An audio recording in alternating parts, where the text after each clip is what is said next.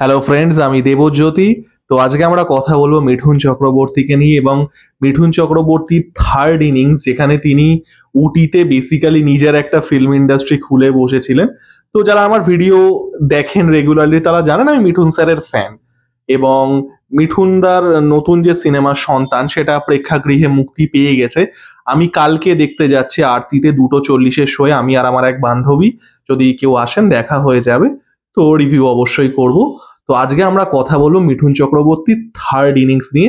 মিঠুন চক্রবর্তীর কেরিয়ারকে আমি 5 ভাগে ভাগ করি। যদি ক্রিকেটের টার্মে বলি, 5টা ইনিংস। প্রথমটা হচ্ছে যখন তিনি তার প্রথম সিনেমায় জাতীয় পুরস্কার পাচ্ছেন, মৃণাল সেনের সিনেমা মৃগয়া। এবং তারপরে তার যে স্ট্রাগলিং ফেজটা যাচ্ছে, তিনি কিছু বাংলা সিনেমা করেছিলেন এবং হিন্দিতেও স্ট্রাগল করছিলেন। তার সেকেন্ড ফেজটা শুরু হচ্ছে তার সুপারস্টার ফেজটা, যেটা শুরু হচ্ছে সুরক্ষা থেকে। সুরক্ষা ওয়াজ মিঠুন চক্রবর্তীর first solo Hindi hit film. Disco ড্যান্সারের আগে কিন্তু ডিসকো ড্যান্সার তাকে সুপারস্টার বানাচ্ছে। তো তারপর তো ডিসকো ড্যান্সার আসছে, he is becoming a huge star in Russia also. তো ওটা হচ্ছে second innings, Bollywood superstar phase. Third ইনিংসটা নিয়ে কথা বলবো, যেখানে আমি ওই ফেজটাই আমাকে সব থেকে ফ্যাসিনেট করে, এই উটির ওয়ান ম্যান ফিল্ম ইন্ডাস্ট্রি ফেজটা। ফোর্থ ইনিংস হচ্ছে যখন তিনি হিন্দি থেকে বাংলায় ফিরে আসছেন, ওই তিতলি, বারুদ, ওই সময়টা, এবং পরপর করে মাস অ্যাকশন সিনেমা করছেন বাংলাতে, ফাটাকেষ্ট, বারুদ, তুলকালাম, ওই ফেজটা। এবং ফিফথ ফেজটা হচ্ছে তার রিসেন্টলি এই লাস্ট কয়েক বছরে কাশ্মীর ফাইলস হোক, প্রজাপতি হোক, কাবুলিওয়ালা হোক, শাস্ত্রী হোক। তো এই 5টা ইনিংসে আমি ব্যক্তিগতভাবে মিঠুন চক্রবর্তীকে ভাগ করি। তো আজকে আমরা কথা বলবো মিঠুন চক্রবর্তীর থার্ড ইনিংস নিয়ে। মিঠুন চক্রবর্তী স্টার্ট হচ্ছে মৃগয়াতে। আমরা সবাই জানি তিনি জাতীয় পুরস্কার পাচ্ছেন। তারপরে কিন্তু ফ্রম আর্লি 80s তিনি কিন্তু for a long time he was a huge star. এবং একটা সময় ছিল যখন আর কি অমিতাভ বচ্চন কুলিতে তার অ্যাক্সিডেন্ট হওয়ার পরে তিনি কয়েক বছর সিনেমা ছেড়ে দিয়েছিলেন। At that time he was the number one. Mithun Chakraborty 1 number superstar ছিলেন বলিউডে। আর্লি 90s জিনিসটা পাল্টে যাচ্ছে। আর্লি 90s মানুষের টেস্ট পাল্টাচ্ছে। অনেকগুলো নতুন স্টার আসছে, শাহরুখ খান, আমির খান, সালমান খান। লোকের অডিয়েন্সের টেস্ট পাল্টাচ্ছে। এবং আরো একটা জিনিস যেটা হচ্ছে, সেটা হচ্ছে যে পোস্ট 1992 যে বাবরি মস্ক যে আর কি ইয়েটা হয়েছিল, এবং তারপরে যে মুম্বাই বম ব্লাস্ট হচ্ছে, তারপরে বলিউডের কন্ডিশন কিন্তু খুব ভোলাটাইল হচ্ছে। কারণ বলিউডের সাথে কিন্তু সেই সময় আন্ডারওয়ার্ল্ডের কন্ডিশন লিঙ্ক আপ ছিল। এবং মিঠুন চক্রবর্তী আর কি এই গেমটা খেলেননি, he did not play this dirty game. এবং এই জন্য আমি তাকে প্রচন্ড পরিমাণে শ্রদ্ধা করি। তো তিনি কি করছেন, তিনি মুম্বাই থেকে শিফট হয়ে উটিতে চলে যাচ্ছেন, ওই ফুল অরাঙ্গার আদমি ওই সময়টা। এবং তিনি যেটা করছেন সেটা পৃথিবীর ইতিহাসে কেউ কোনোদিন করেনি, কোনোদিন হবেও না। সেটা হচ্ছে তিনি বেসিকলি মুম্বাই থেকে বহু বহু কিলোমিটার দূরে, হাজার হাজার কিলোমিটার দূরে উটিতে গিয়ে, একটা ছোট্ট জায়গা তামিলনাড়ুর, সেখানে বেসিক্যালি তিনি নিজের একটা প্যারালাল ইন্ডাস্ট্রি তৈরি করে নিচ্ছেন। এবং উটিতে বছরে 15টা থেকে 18টা করে সিনেমা তৈরি হতো। বেসিক্যালি আ parallel fully functional film industry. এইটা কিন্তু পৃথিবীতে হয়নি, কোনো দিন হয়নি যে একজন সুপারস্টার পুরোপুরি মেইন স্ট্রিম সেট আপের বাইরে গিয়ে, যে অ্যাকচুয়াল যে সেট আপটা তার বহু দূরে গিয়ে নিজের একটা আর কি ছোটখাটো ইন্ডাস্ট্রি তৈরি করে নিয়েছে। এটা কোনো ইন্ডাস্ট্রির, ইন্ডিয়াতে ছেড়ে দিন, গোটা পৃথিবীতেই হয়নি। তো সিনেমার কোয়ালিটি এখানে দেখুন অতটা ভালো তো হতো না, কারণ this are very low budget films. এবং মিঠুন চক্রবর্তীর কেরিয়ারের এই স্টেজে এসে তার কিন্তু অনেক বেশি তিনি বিজনেস ওরিয়েন্টেড হয়ে যাচ্ছেন। এবং উটিতে যে সিনেমাগুলো তৈরি হতো, যেটাকে বলা হতো মিঠুনস ড্রিম ফ্যাক্টরি, এটা একটু ব্যঙ্গাত্মক নাম, এই জন্য আমি এই টার্মটা ইউজ করি না, বাট এটা আর কি সেই সময় মিডিয়া আর কি একটু ব্যঙ্গ করেই বলতো মিঠুনস ড্রিম ফ্যাক্টরি। তো সেখানে তিনি কি করতেন, তিনি কম বাজেটে প্রচুর পরিমাণে সিনেমা করতেন, বছরে 14টা, 16টা, 18টা, কোনো কোনো বছর এই রকম। এবং পুরোপুরি একটা ফুললি ফাংশনিং একটা প্যারালাল ফিল্ম ইন্ডাস্ট্রি মুম্বাইয়ের পাশাপাশি। এবং সেখানে তিনি কি করছেন, তিনি কম বাজেটে সিনেমা বানাচ্ছেন, সেগুলো রিলিজ হচ্ছে, সেগুলো টিয়ার 2, টিয়ার 3 রিজিয়নে, উত্তরপ্রদেশ হোক, বিহার হোক, ঝাড়খণ্ড হোক, উড়িষ্যা হোক, এই যে রিজিয়নগুলো আছে, নর্থ বেল্ট, হিন্দি বেল্টের, প্লাস উড়িষ্যা এবং ওয়েস্ট বেঙ্গল তো আছেই। তো এইখানকার আর কি রিলিজ দেওয়া হতো। এবং সেগুলো কিন্তু টিয়ার 2, টিয়ার 3 সিরিজের দারুণ ব্যবসা করতো। This were low budget films. এবং এগুলো মেইন স্ট্রিম যে বড় হিন্দি ফিল্ম আছে, যেরকম ধরুন একটা শাহরুখ খানের ফিল্ম আসছে বা একটা আমির খানের ফিল্ম আসছে, সেগুলো কি হতো, সেগুলো মেইনলি মেট্রো সিটিকে টার্গেট করা হতো। মিঠুন চক্রবর্তী কি টার্গেট করতেন, এই স্মল টাউনস, টিয়ার 2, টিয়ার 3 গ্রাম, এই ইকোসিস্টেমটাকে। এবং এই ইকোসিস্টেমটা কিন্তু মানে এই সিনেমাগুলো, সেগুলো কোয়ালিটি ওয়াইজ ভালো হতো না।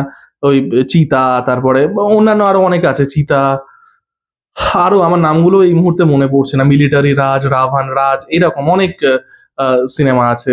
তো কোয়ালিটি ওয়াইজ ভালো হতো না, but these movies are very very profitable. এবং এই ইকোসিস্টেমটাকে, এই গ্রামগঞ্জের যে ছোট ছোট সিনেমা হল ছিল এই নর্থ বেল্টের, বিশেষ করে বিহার আর ইউপি রিজিয়ানে, এই সিনেমাগুলো কিন্তু ব্যাপক ব্যবসা করতো। This are low budget films and they did so well. Obviously এখানে একটা এনকারেজমেন্টের ব্যাপার তো অবশ্যই আছে, মিঠুন চক্রবর্তীর একটা হিউজ ফ্যান বেস এখানে ছিল, এবং মিঠুন চক্রবর্তীর তো ওই ইমেজটা আছে, একটা গরিবের মেসাইয়া এবং পুয়ার ম্যানের, মানে কি বলবো আর কি, গরিব মানুষের সুপারস্টার, ওই ব্যাপারটা তো আছে। এবং তাকে তো মানে ব্যঙ্গ করে বলাই হতো মানে পুয়ার ম্যানস অমিতাভ বচ্চন, যেটা কিছুটা ব্যঙ্গাত্মক অবশ্যই। মানে যে লেভেলের ইন্টারন্যাশনাল সাকসেস মিঠুন চক্রবর্তী দেখেছেন, সেই লেভেলের ইন্টারন্যাশনাল সাকসেস কিন্তু অমিতাভ বচ্চন দেখেন। ডোমেস্টিক্যালি অমিতাভ বচ্চন ওয়াজ মাচ বিগার স্টার, বা যাই হোক সেটা না, বাট যাই হোক সেটার মধ্যে একটা এনক্যাশমেন্টও আছে সার্টেন। এবং তিনি আরো একটা মজার কেস করতেন, তিনি সেই সময় হোটেল বিজনেস শুরু করছেন, এবং তিনি কি করছেন, he is opening this hotels in Ooty, ঠিক আছে। এবং কাস্ট অ্যান্ড ক্রিউকে যখন এরাই লো বাজেট সিনেমা বানাতে আসতো, তিনি কি করতেন, তিনি তাদেরকে ডিসকাউন্টে হোটেলে থাকতে দিতেন, ঠিক আছে। সো তিনি মানে হি ওয়াজ মেকিং মানি, মানে two front.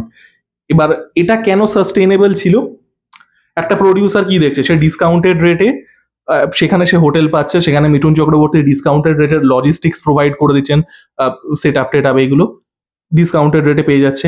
He is getting a superstar, এবং যার একটা গ্যারান্টিড বক্স অফিস আছে এই টিয়ার 2 টিয়ার 3 রিজিয়ানে, এবং সিনেমাটা তৈরি হচ্ছে খুব তাড়াতাড়ি এবং খুব কম বাজেটে। সেই সময় একটা অ্যাভারেজ বলিউড সিনেমা যে বাজেটে তৈরি হতো বা যে সময় তৈরি হতো, তার থেকে অনেক অনেক কম সময় কিন্তু এই সিনেমাগুলো তৈরি হতো, এই মিঠুনস ড্রিম ফ্যাক্টরি সো কল্ড এই সিনেমাগুলো। এবং যেটা বললাম মানে কম বাজেট হতো, রিলিজ করে যেত, অবভিয়াসলি একটা টেলিভিশন রাইটস এর ব্যাপার ছিল। This movies are so successful. এবং যেটা বললাম মানে প্রায় 1993 থেকে 2001-2 অব্দি তিনি এটা করেছিলেন।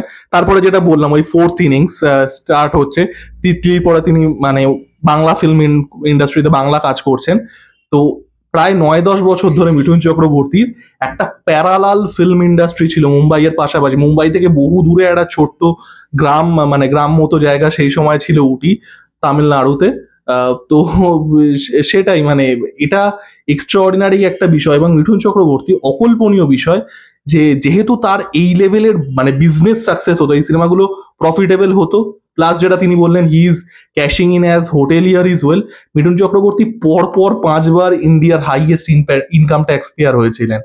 ভাবতে পারছেন মানে পুরো প্যারালাল সেট আপের বাইরে গিয়ে একটা লোক নিজের একটা ছোট ফিল্ম ইন্ডাস্ট্রি তৈরি করে নিয়ে, আবারও আমি সিনেমার কোয়ালিটি বাদ দিচ্ছি, সে this are low budget shortly produced movies. ওই টিএলভি প্রসাদ ডাইরেকশন দিচ্ছেন, পরবর্তীকালে কিছু সিনেমা কান্তি সাউ ডাইরেকশন দিয়েছে, গুন্ডা, তারপরে আরো যেটা আর একটা কি সিনেমা আছে লোহা বলে, যেটা নিয়ে খুব ট্রোলিং হয়। আমি সিনেমার কোয়ালিটি বাদ দিচ্ছি।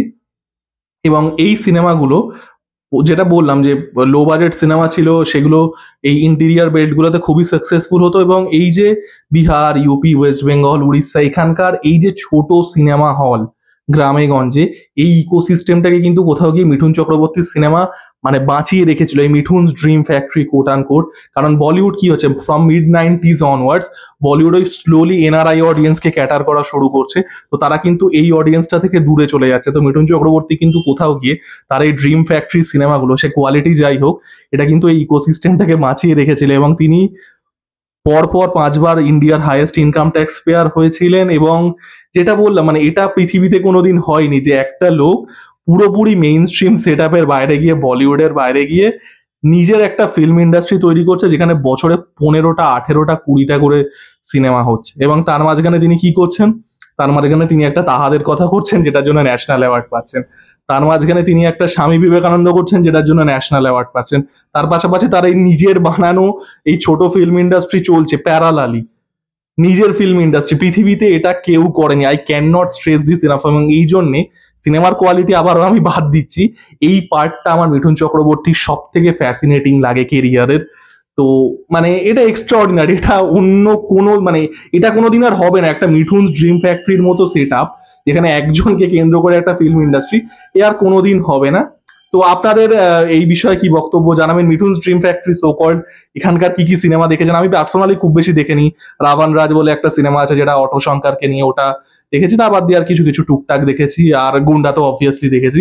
তো আপনারা কি কি সিনেমা দেখেছেন জানাবেন, এবং এই যে ব্যাপারটা, এই ওয়ান ম্যান ফিল্ম ইন্ডাস্ট্রি, এই বিষয়টা আপনাদের কি মতামত জানাবেন, কারণ এটা কিন্তু কোনোদিন হয়নি।